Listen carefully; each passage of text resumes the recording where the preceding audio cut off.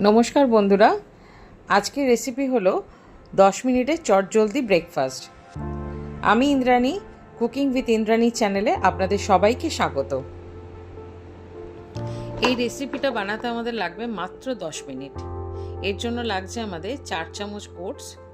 আর এই 4 চামচ ওটসটাকে আমরা একটু ঈষদুষ্ণ জলে লিকম ওয়াটারে একটু ভিজিয়ে রেখে দেবো মাত্র 5 মিনিটের জন্য, এর বেশি দরকার নেই। আচ্ছা, এটা এবার আমরা একটু চাপা দিয়ে সাইড করে রেখে দিলাম। এই 5 মিনিট পরে এর মধ্যে আমি মেশাবো দই 2 থেকে 3 চামচ।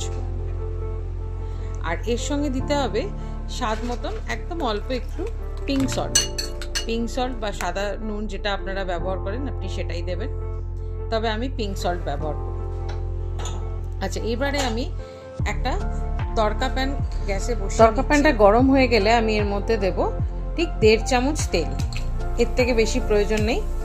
এরপরে আমি দিচ্ছি, তেল গরম হয়ে গেলে একটু কাজু আর একটু দিচ্ছি আমন্ড। এটাকে একটু ভালো করে ভেজে নেব, লাল করে একটু ভেজে নিতে হবে এটাকে। এরপরে দেব হচ্ছে সর্ষে ফোড়নে, তারপরে দেব কারি পাতা,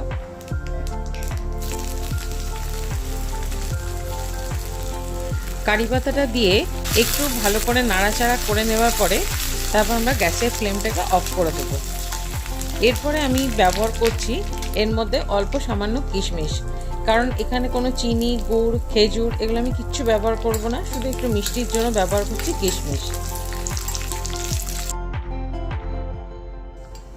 এবার এই মিক্সচারটাকে আমি দই ওটসের মধ্যে ঢেলে দিলাম। ব্যাস, ব্রেকফাস্ট রেডি।